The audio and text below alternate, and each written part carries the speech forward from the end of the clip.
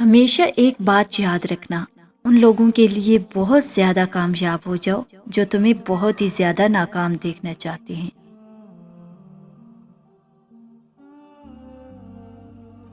لہجے تربیت بتاتے ہیں اور الفاظ نسلوں کا پتہ دیتے ہیں۔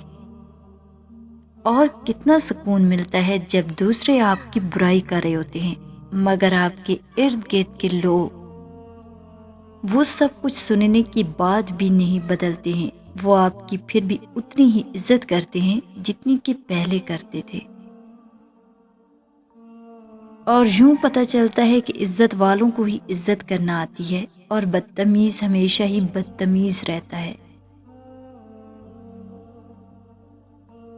سب سے زیادہ آپ کی ذات پر کیچڑ وہی اچھالے گا جسے پتہ چل جائے کہ آپ اب اسے مزید دھوکہ نہیں کھائیں گے۔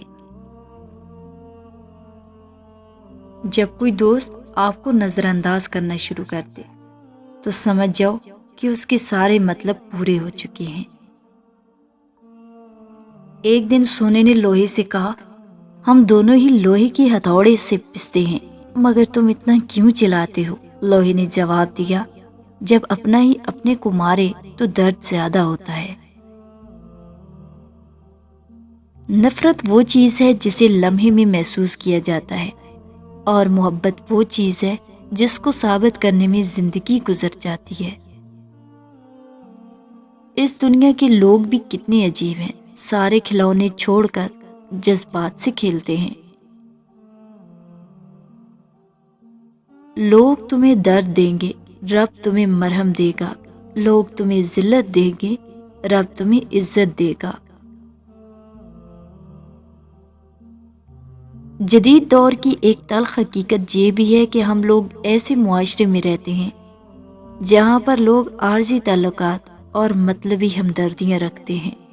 مفاد ختم تو تعلق بھی ختم۔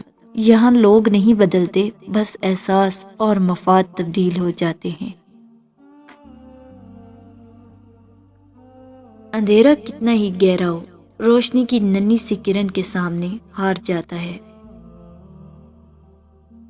اچھی سوچ بھی روشنی کی طرح ہے جو برائی کے گٹر گوب اندھیروں میں امید کو قائم رکھتی ہے۔ ہم اچھا ہونے یا اچھا بننے کے باوجود کسی نہ کسی کہانی میں برے ضرور ہوتے ہیں۔ دولت ہو تو پردیس میں بھی دیس، غربت ہو تو دیس میں بھی پردیس۔ غربت انسان کو اپنے ہی شہر میں اجنبی بنا دیتی ہے۔ دشمنوں سے زیادہ وہ دوست خطرناک ہوتے ہیں جو منافق بن کر آپ کے جذبات سے کھیلتے ہیں۔